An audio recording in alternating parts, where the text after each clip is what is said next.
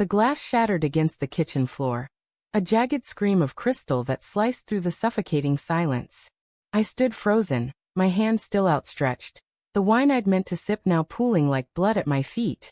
Across the counter, Sarah's laughter died mid-breath, her eyes wide, not with shock but with something darker. Guilt, maybe, or fear. It was a joke, she stammered, her voice thin as the lie it carried. I didn't mean it. But the words lingered, heavy as the August heat pressing through the open window. I regret our marriage. And my own reply, raw and unfiltered, echoed in my skull, me too. I didn't look at her as I crouched to gather the shards, my fingers trembling, slicing against a jagged edge.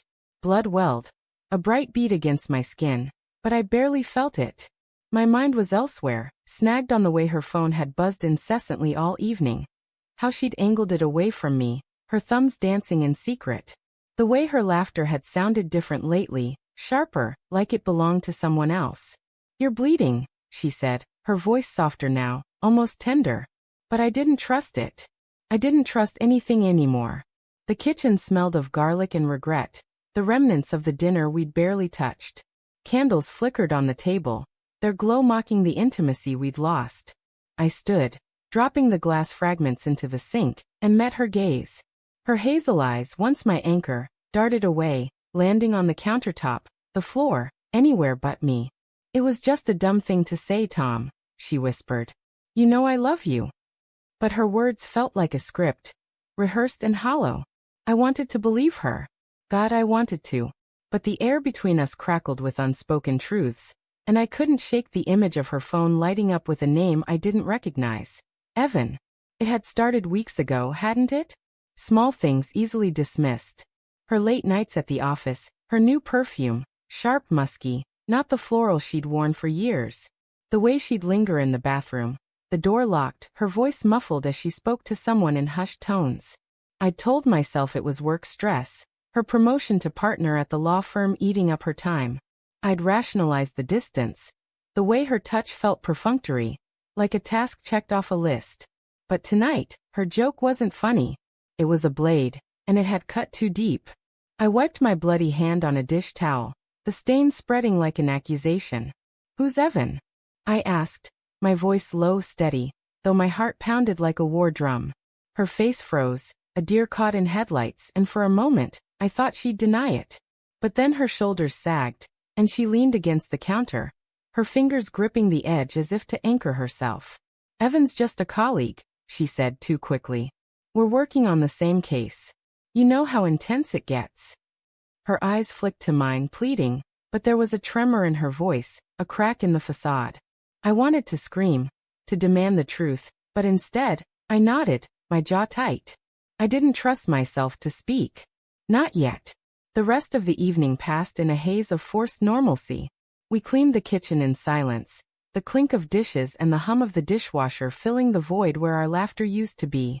Upstairs, she slipped into bed, her back to me, the space between us a chasm. I lay awake, staring at the ceiling, the shadows twisting like my thoughts. Her phone sat on the nightstand, its screen dark but alive with secrets. I imagined snatching it, scrolling through her messages, but the thought made me sick, not with anger, but with fear. What if I was right? What if I was wrong? The next morning, she left early, claiming a breakfast meeting. I didn't ask questions. Instead, I poured coffee and sat at the kitchen table, the silence pressing against my temples. My eyes landed on her laptop, left open on the counter. She'd been careless, or maybe she thought I wouldn't dare. My hands shook as I opened it, the screen glowing to life. Her email was still logged in, and there it was, buried in a thread labeled Case Notes. Meet me at the usual spot. 7 p.m. Can't stop thinking about you. E. My stomach churned, bile rising in my throat. I clicked through the thread, each message a dagger. You make me feel alive again. This is dangerous, but I don't care. Delete this after you read it. The words blurred as my eyes burned. Not with tears but with rage, betrayal, and something softer, grief. I wanted to confront her, to shatter her world as she'd shattered mine, but a part of me still clung to doubt. Maybe I'd misunderstood. Maybe it was a mistake. I didn't touch her phone. I didn't need to. The emails were enough. each one a brick in the wall crumbling between us. I spent the day in a fog, replaying our 7 years together. Her laugh at our wedding, the way she'd clung to me during her father's funeral, the quiet mornings when we'd planned our future. Had it all been a lie? Or had I failed her somehow, pushed her into someone else's arms? When she came home that evening, her smile was too bright, her voice too cheerful. "Good day?" she asked, tossing her keys onto the counter. I didn't answer. I just stared, my heart a fist in my chest. She faltered, her smile slipping. "Tom, what's wrong?" I could have lied. I could have played the game, let the suspicion fester. But the words spilled out, raw and jagged. "I saw the emails, Sarah. With Evan." Her face drained of color, her mouth opening, closing, like a fish gasping for air. "It's not what you think," she started, but I cut her off. "Don't," I said, my voice breaking. "Don't lie to me. Not now." The kitchen seemed to shrink, the walls closing in, the air thick with the scent of her perfume. His perfume, I realized now.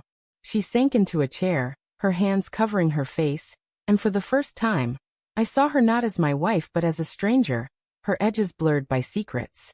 "It was a mistake," she whispered, tears streaking her cheeks. "I didn't mean for it to happen. I was lonely, Tom. You were always working, always distant. I needed someone." Her words were a punch, each one landing harder than the last. Lonely?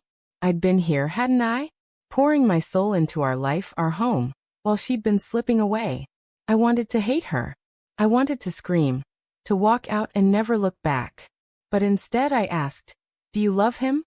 The question hung between us, a guillotine. She didn't answer, but her silence was louder than any confession. I nodded, my throat tight, and turned away. I couldn't look at her. Not yet. That night, I slept on the couch, the darkness swallowing me whole. I thought of her joke, her careless words that had unraveled everything. "I regret our marriage." And my own reply, not a joke but a truth I hadn't known I felt. "Me too." But the real twist came the next morning, when I found her phone on the coffee table, a new message glowing on the screen. I told him.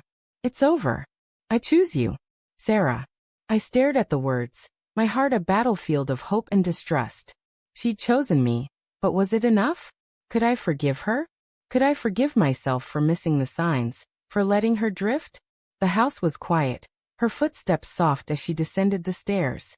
I turned to face her, the phone in my hand, and for the first time in days, our eyes met, raw, broken, but still searching for something worth saving.